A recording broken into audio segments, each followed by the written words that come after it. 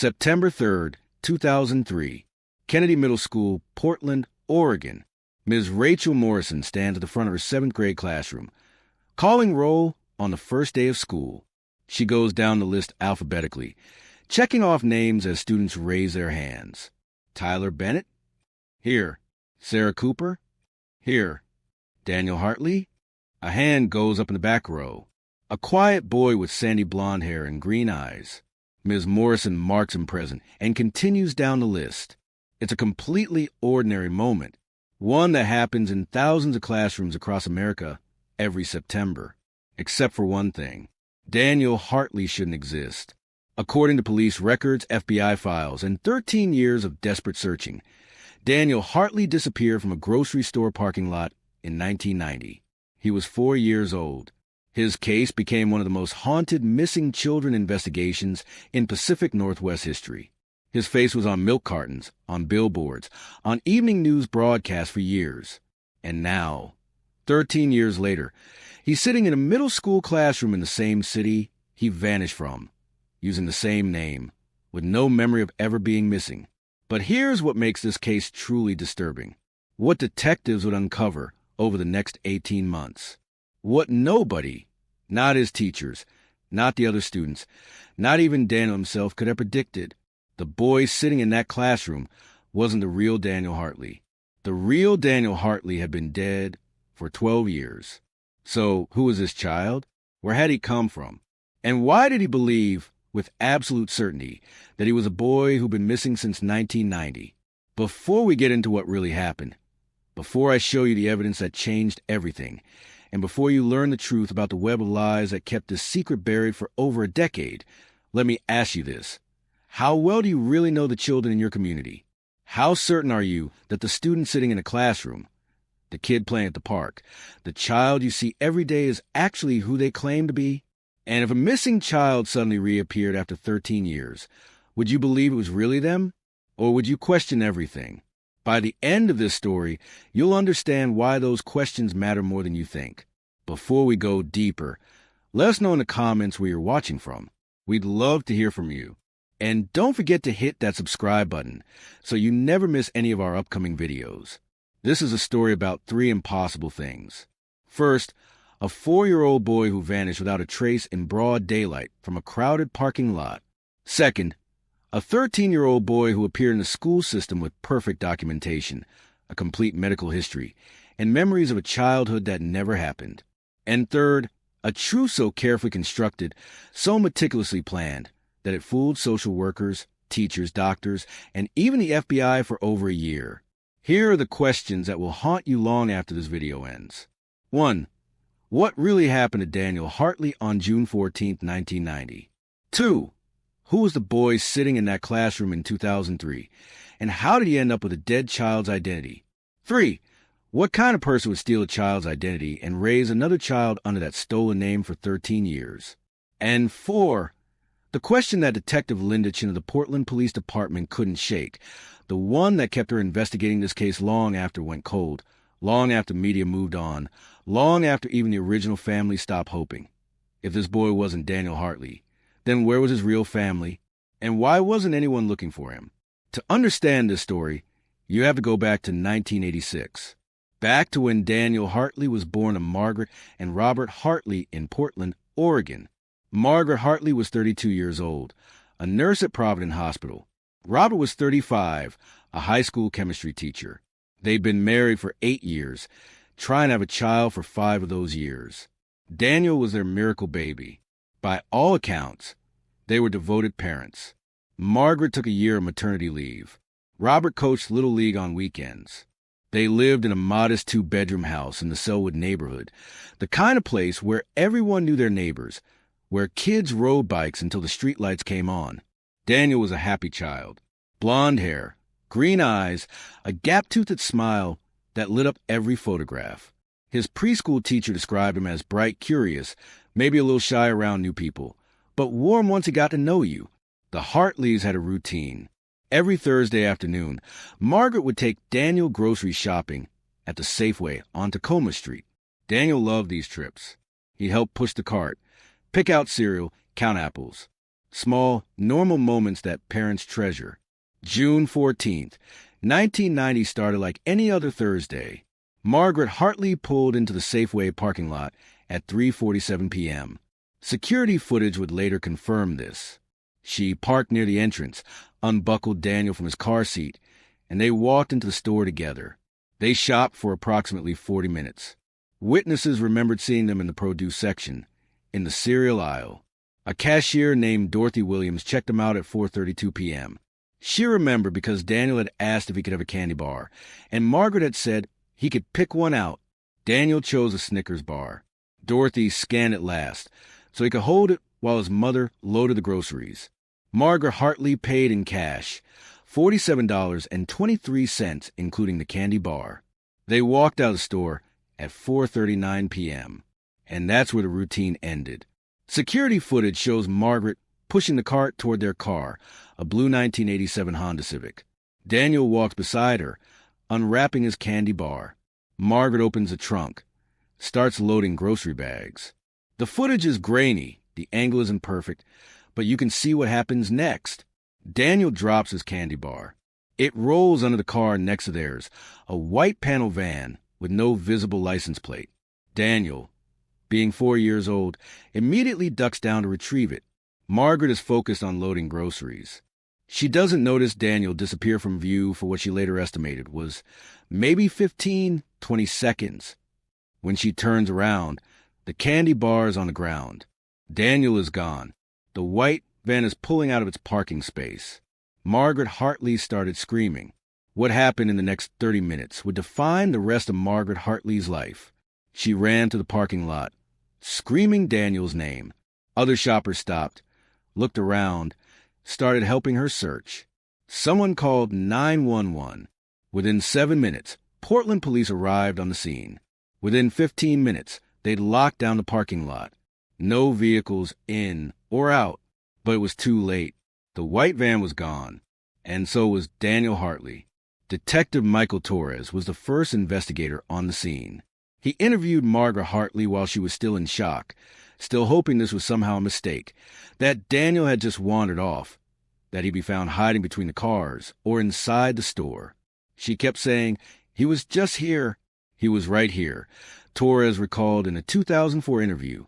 She couldn't understand how he could vanish that fast. Neither could I. The Safeway security footage was reviewed immediately.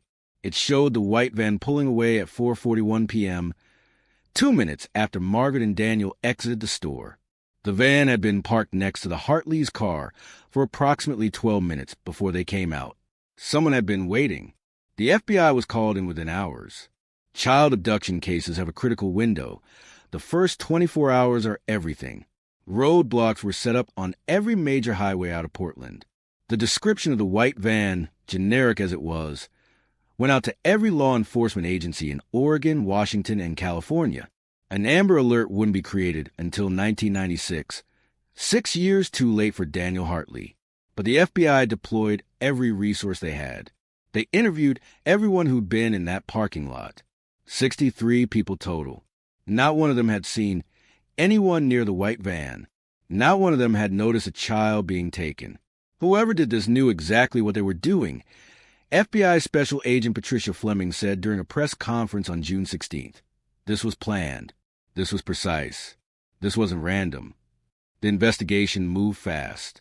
Margaret and Robert Hartley were interviewed extensively, their backgrounds checked, their finances examined, their friends, family, co-workers, everyone they knew was questioned. They were cleared completely. No red flags, no suspicious behavior, no motive. They were simply parents whose child had been taken. The white van became the focus. Traffic cameras from 1990 were limited, but investigators tracked down 3 similar vans in the Portland area.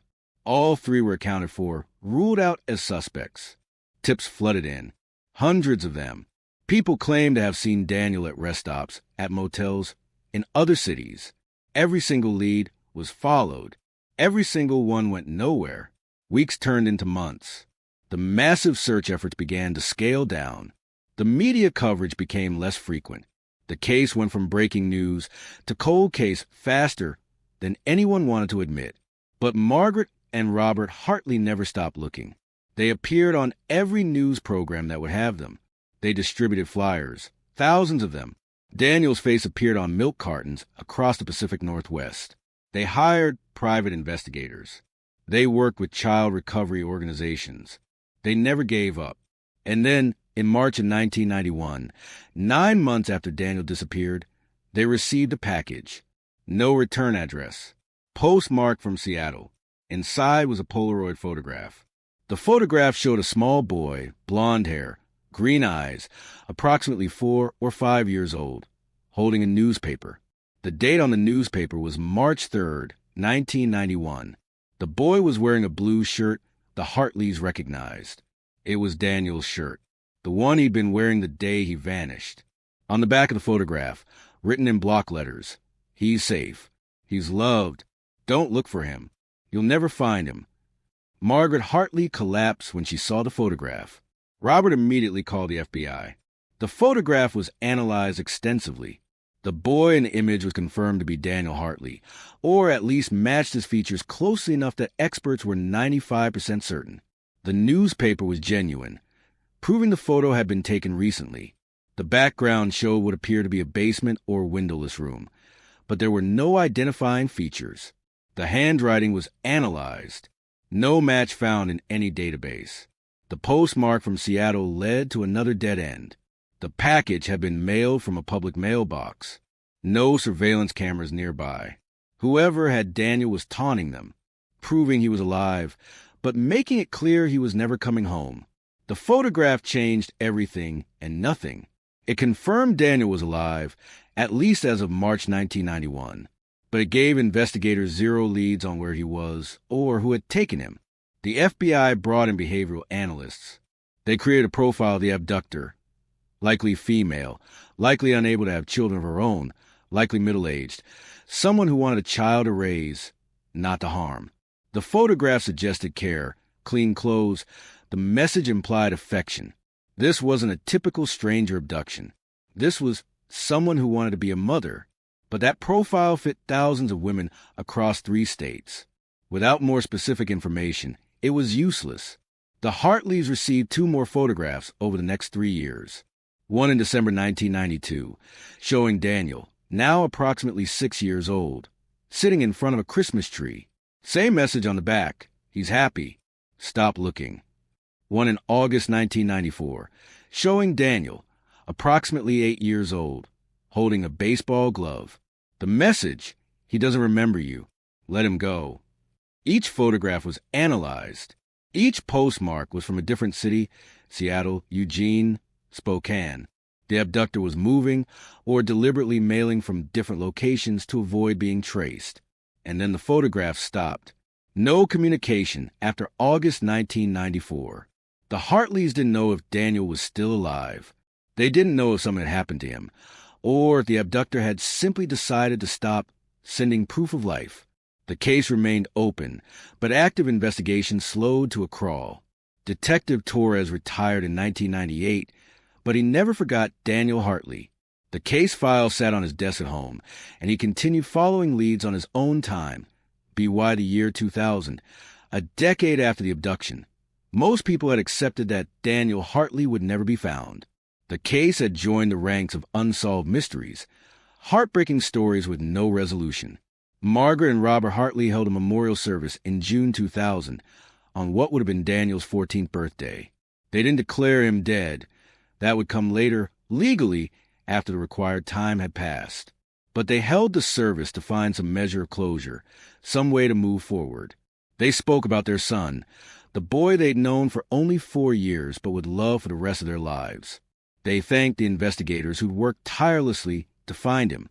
They forgave, publicly, whoever had taken him, hoping that forgiveness might somehow bring them peace. It was one of the most heartbreaking moments in Portland's recent history.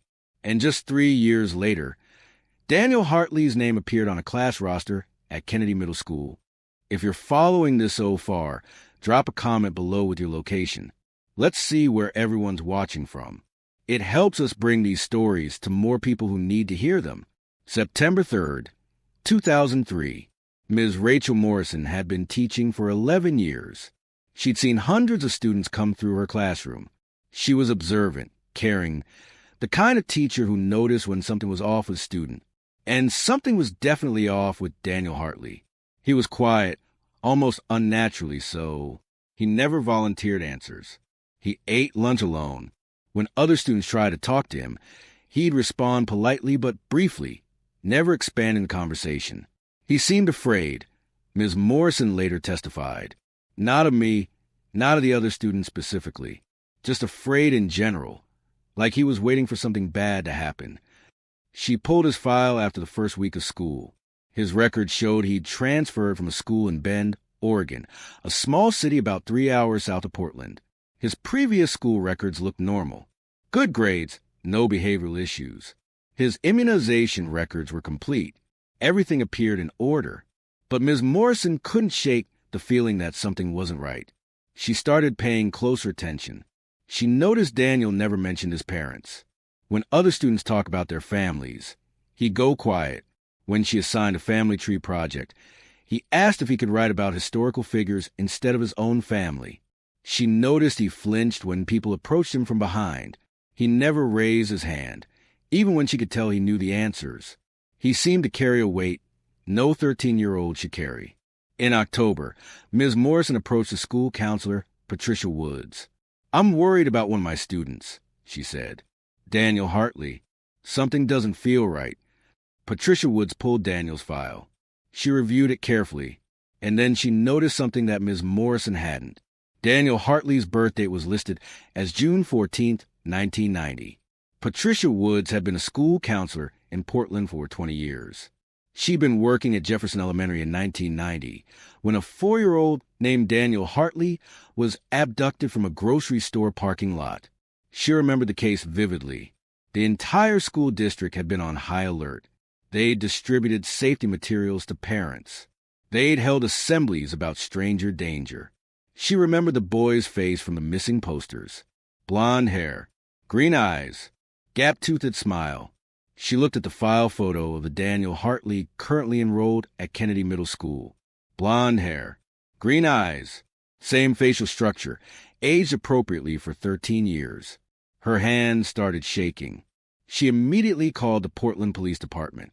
Detective Linda Chun had been with the Portland Police for 8 years.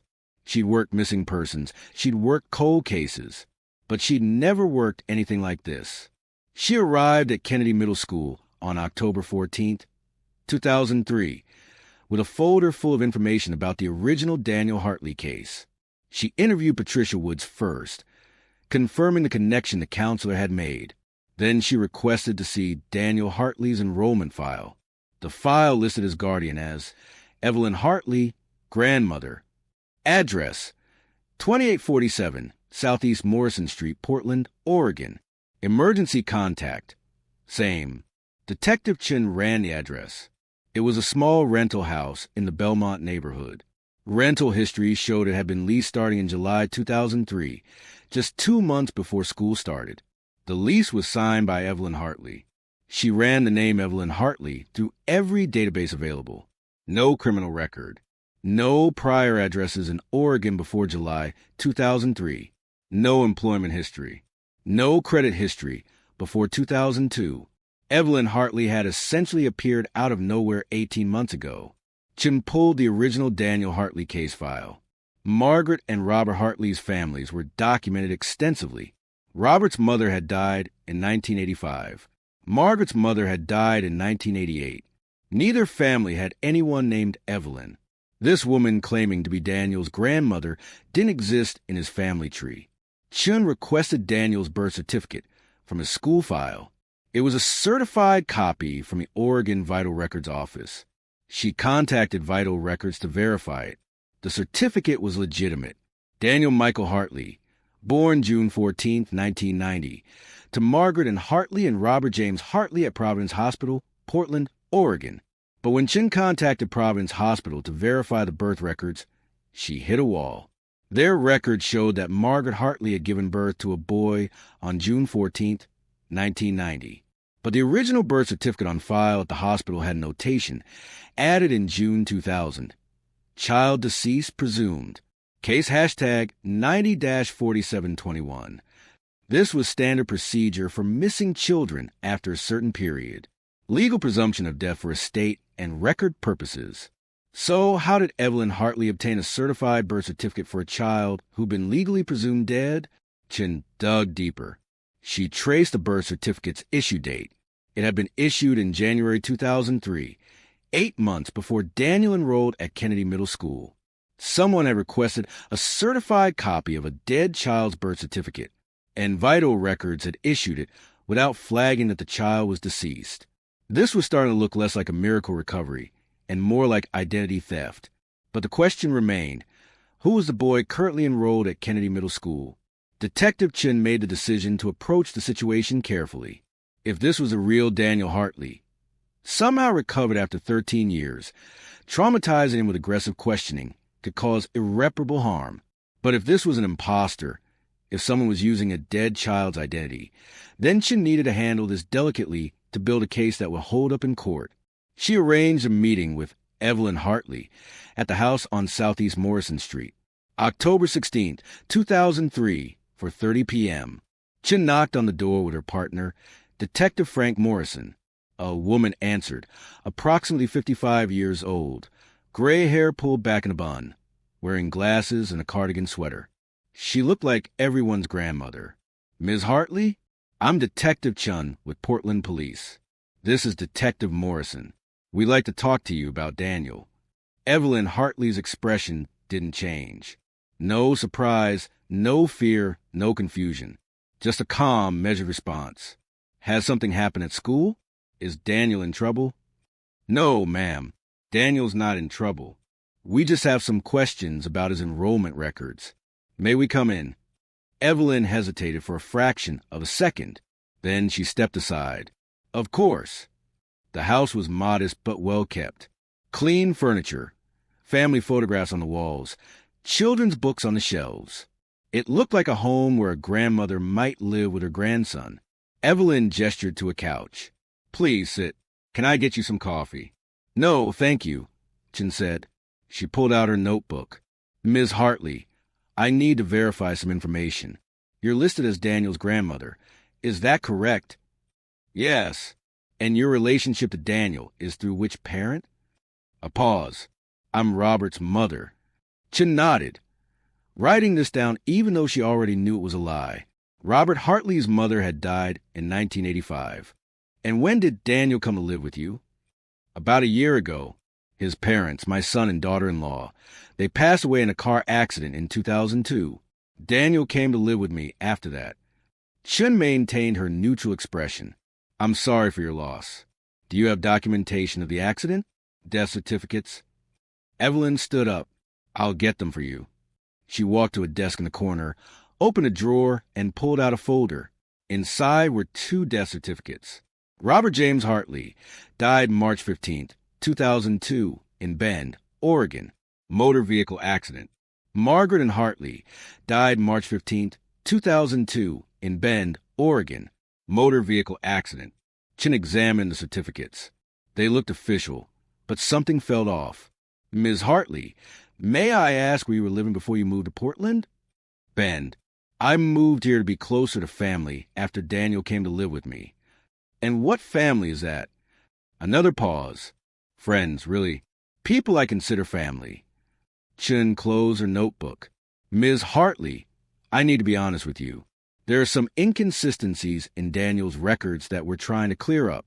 Would you be willing to bring Daniel down to the station tomorrow so we can ask him some questions? Just to verify his identity for our records. Evelyn's calm facade cracked slightly. Why would you need to verify his identity? He's my grandson. It's routine in cases where there are gaps in documentation. I'm sure you understand. Evelyn stared at Chun for a long moment. Then she nodded. Of course. Tomorrow afternoon? That will be perfect. Say 3 p.m. We'll be there. Chun and Morrison left the house. As soon as they were in the car, Morrison turned to Chun. She's lying. I know, Chun said. Run those death certificates. I bet they're fake. And put surveillance on the house. If she runs, I want to know about it. Evelyn Hartley didn't run. At 3 p.m. the next day, she arrived at the Portland police station with Daniel. The boy looked terrified. Chun had prepared carefully for this interview. She brought in a child psychologist, Dr. Sarah Winters, to observe. She'd reviewed every detail of the original Daniel Hartley's life, looking for things only the real Daniel would know. She started gently. Daniel, thank you for coming in. I know this might feel scary, but you're not in any trouble.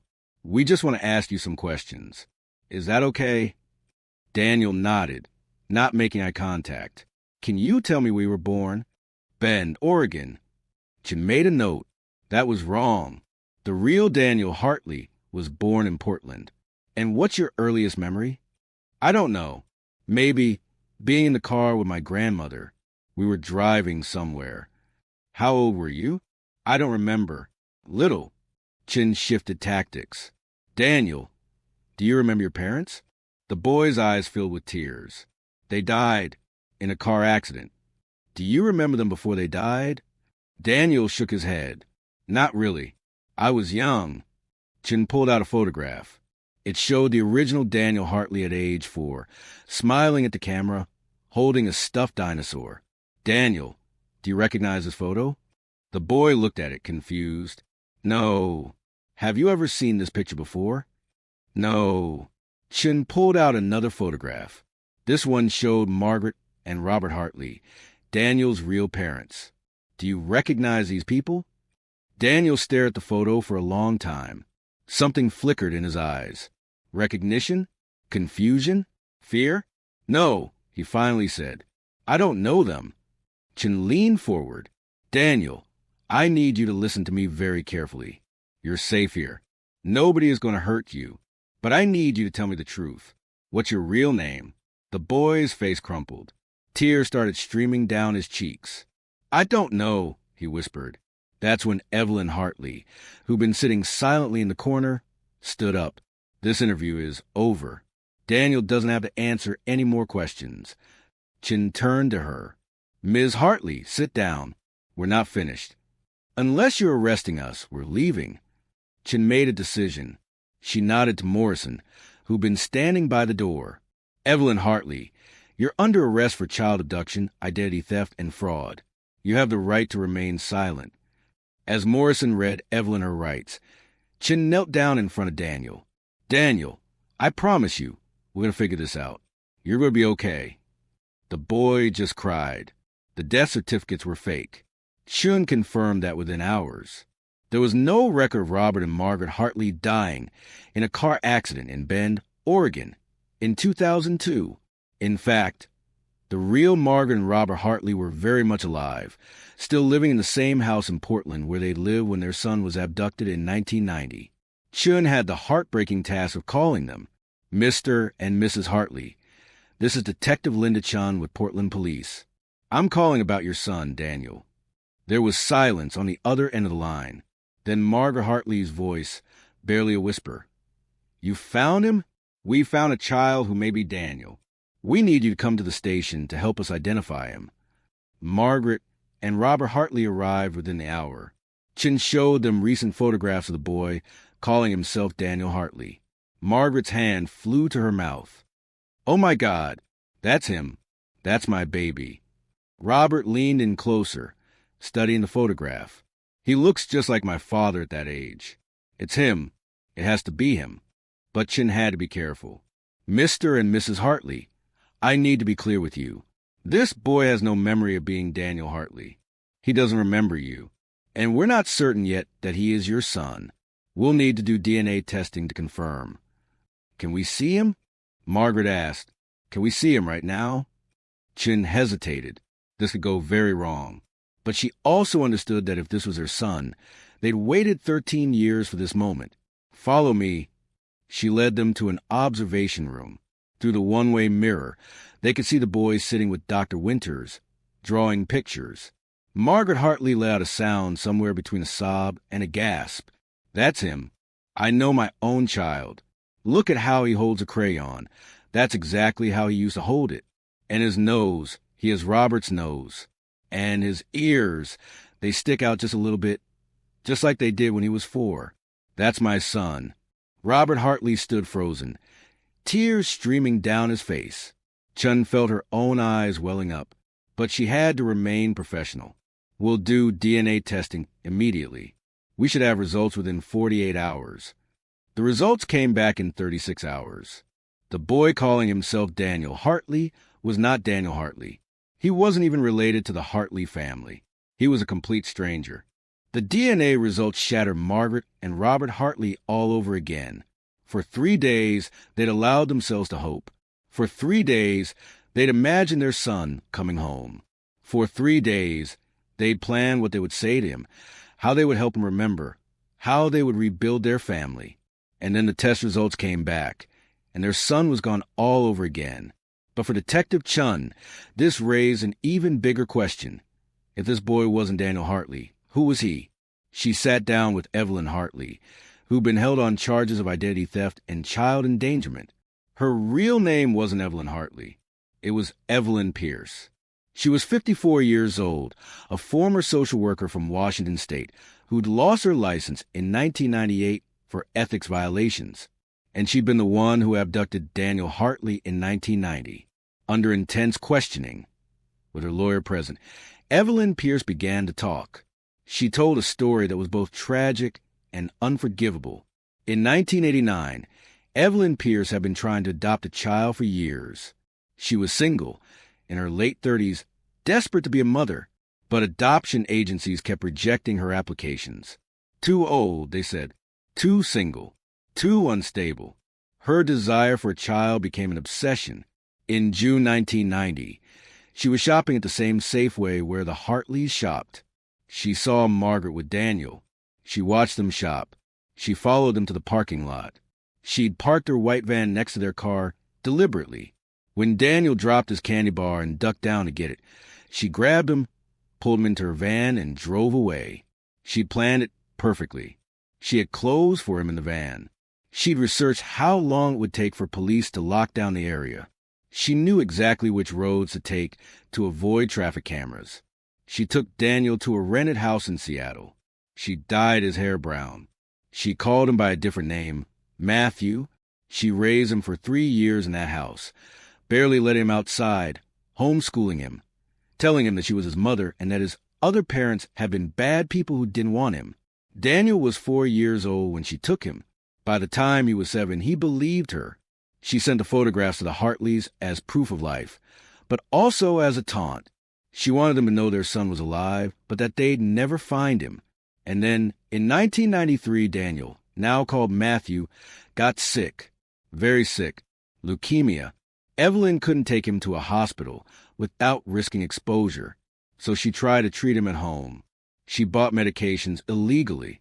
She followed online treatment protocols. It wasn't enough. Daniel Hartley died in 1994, at age 8, in a basement in Seattle, without proper medical care, without his real parents, without even knowing who he really was. Evelyn Pierce buried him in the woods outside of Tacoma. No grave marker, no ceremony, just a small body wrapped in a blanket, buried under 3 feet of dirt and leaves. She grieved for years, but her obsession with being a mother never went away. In 2001, she was working as a waitress in Spokane when she met another boy. He was 9 years old, living in a motel with his mother, a drug addict who barely noticed he existed. The boy's name was James. He was blond, like Daniel had been. He had green eyes, like Daniel had had. Evelyn started talking to him, bringing him food, offering to help his mother. One day, the mother was arrested for possession. James was placed in temporary foster care. Evelyn saw her opportunity. She kidnapped James from the foster home, took him across state lines, and started building him a new identity. She had Daniel Hartley's original birth certificate information, everything she'd memorized from when she'd had the real Daniel. She knew how to navigate the vital record system from her years as a social worker. She requested a new certified birth certificate for Daniel Hartley, claiming she was his grandmother and needed it for school enrollment. The system, not flagged properly after Daniel's presumed death declaration, issued the certificate. She created a false identity for herself as Evelyn Hartley. She created false death certificates for Robert and Margaret Hartley. She built an entire false history. And then she enrolled James, now Daniel, in school in Portland, the same city where the real Daniel had been taken from. It was audacious. It was calculated. And it almost worked. Detective Chen tracked down James's real identity through foster care records and DNA databases. His birth name was James Michael Peterson. He'd been born in 2000 in Spokane, Washington, to Lisa Peterson, a woman with a long history of drug addiction and petty crime.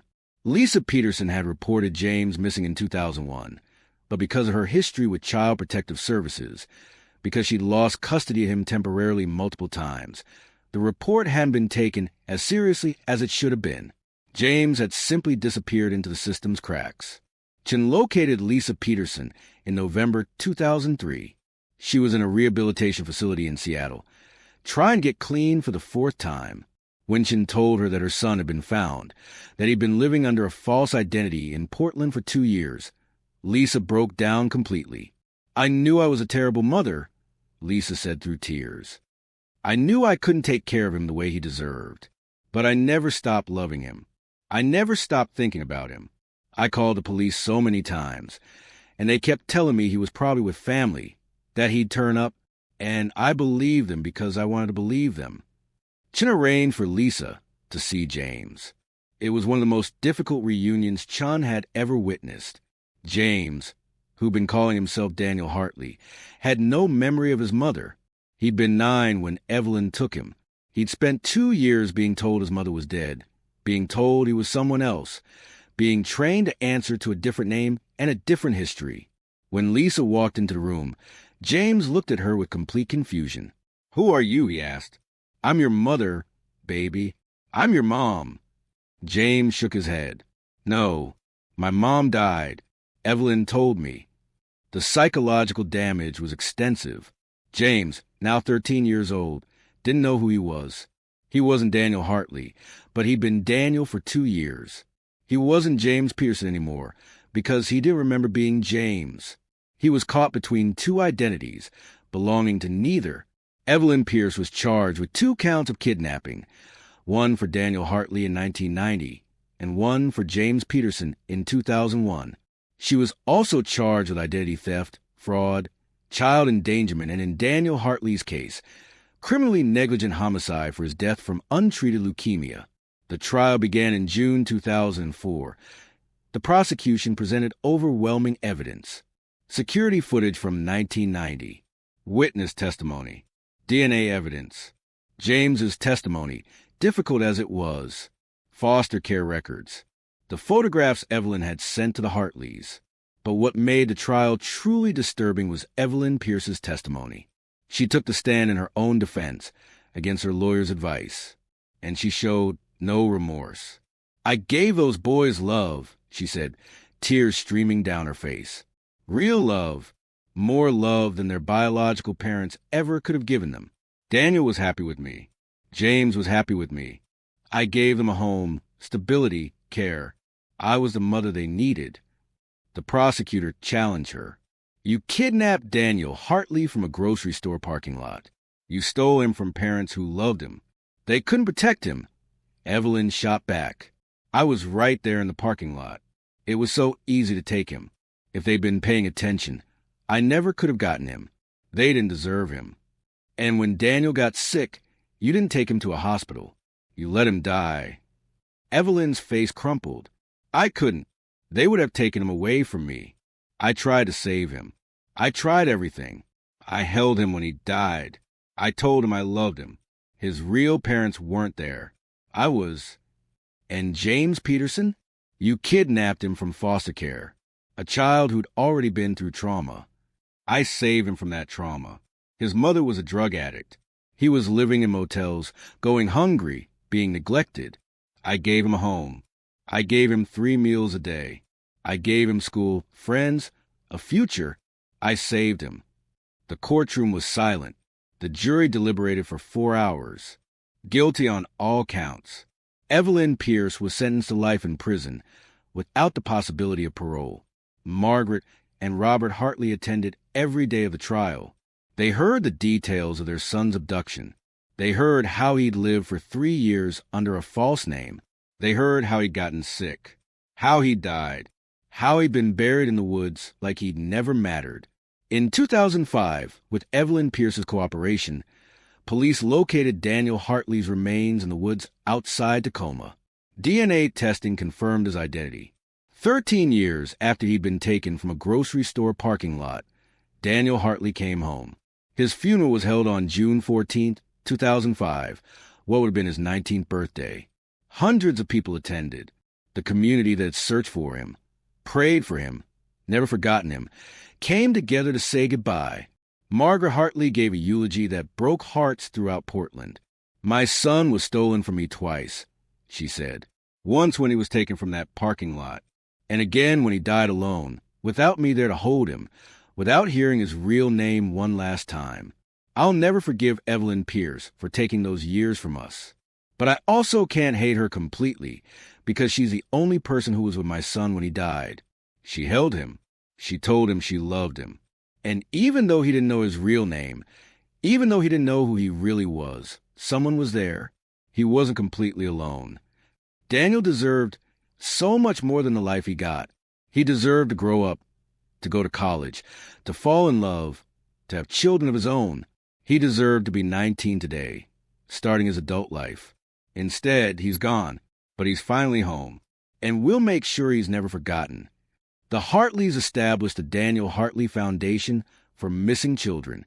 They worked with lawmakers to improve Amber Alert systems, to close loopholes in vital records requests, to increase funding for missing children investigations. Their tragedy became a catalyst for change. James Peterson's journey was different, but equally difficult. He entered intensive therapy with Dr. Sarah Winters. For months, he struggled with his identity. He'd have nightmares where he was Daniel Hartley. He'd wake up confused about where he was, who he was supposed to be. Slowly, with his mother Lisa by his side, working her own recovery program, he began to remember pieces of his real childhood. Playing with toy cars in a motel room, his mother singing to him, the smell of her perfume. The memories of being James came back gradually, and as they did, the false memories of being Daniel began to fade. It took years, but by the time James turned 18 in 2008, he reclaimed his identity. He gave an interview to the Portland Tribune on his 18th birthday. "I'm James Peterson," he said. "That's who I always was, even when I didn't know it. What Evelyn did to me, taking my identity, making me believe I was someone else, that was a different kind of theft. She didn't just kidnap my body. She kidnapped my mind, my memories, who I was supposed to become. But I survived it. I got my real name back. I got my mother back. And I'm building a life as James, not as Daniel, not as anyone else. Just me." James went to college. He studied psychology, wanting to help other children who'd experienced trauma and identity theft. He spoke at conferences about his experience. He became an advocate for foster children and missing children. He turned his trauma into purpose. The case of Daniel Hartley and James Peterson raised questions that haunted investigators and child welfare advocates for years. How many other children have had their identities stolen? How many other missing children's information is being used by people who want to disappear or create false histories? In 2006, partially in response to this case, states began implementing stricter controls on birth certificate requests. They began cross-referencing missing children databases with vital record systems. They began requiring more extensive proof of relationship before issuing duplicate certificates. But the system still has gaps. According to the National Center for Missing and Exploited Children, there are approximately 800,000 children reported missing in the United States every year. Most are found quickly, but thousands remain missing for years. And each of those missing children has a birth certificate on file, a piece of paper that could be used to create a false identity, to enroll a different child in school, to build an entirely fabricated history. Detective Chun, who retired in 2015, spent her last years with the police force working to close these loopholes.